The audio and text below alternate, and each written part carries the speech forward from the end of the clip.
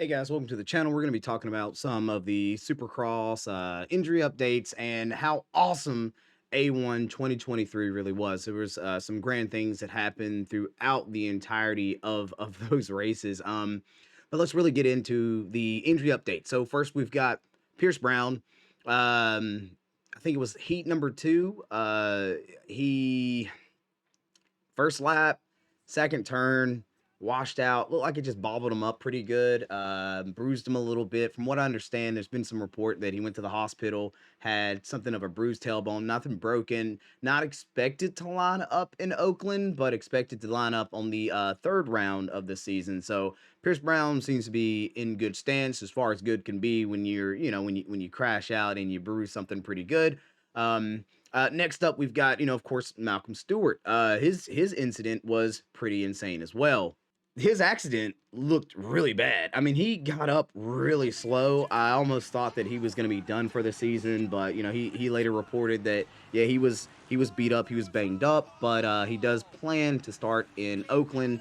No real injuries from it other than just knocking some bones loose on that one. That crash was actually pretty insane. Yeah, like his accident, man, it looked rough. I didn't think he was going to get up quick because it looked like he was almost concussed there for a moment when he crashed. I really thought that guy wasn't gonna get back on the bike, but I seen the Alpine medical crew run out. He actually came back over to his bike, tried to get back on his bike. He kind of knocked his handlebars a little bit, and then I believe he did try to finish. He finished like 22nd, I think. So not the best start for the season, but he did show us some energy and some excitement that we wanted to see from Malcolm Stewart. The Stewart name brings a lot of energy, in my opinion, and to see him up front, I was watching that live and I was just stoked to see this guy actually out there putting in work and being in the lead for a little bit. It was awesome. But the one you guys probably really want to know about is Austin Faulkner, who suffered a what I would say horrific brutal crash. So let's get into the Austin Faulkner situation here. Yeah, the Austin Faulkner crash. It was pretty daggone intense in my opinion. Watching that crash, I've watched it a few times. It looked like it looked like he would have been injured more. In all honesty, like there was a point where he was grimacing really bad when the Alpine Stars medical crew was over him. It just looked like it was gonna be, a big thing.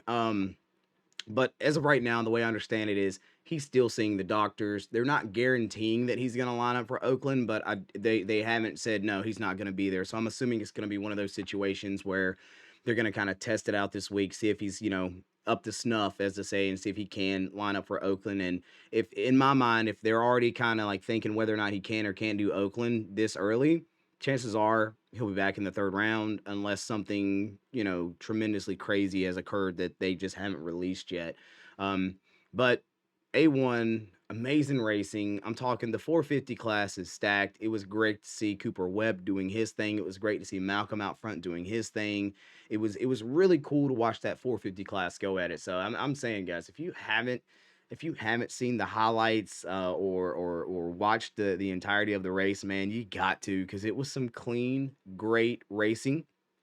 Like I have to admit, it was a great start to the 2023 Supercross season. I loved it. I loved it. Hope you guys did too. We plan to continue doing these, so like, subscribe, and we'll see you on the next one.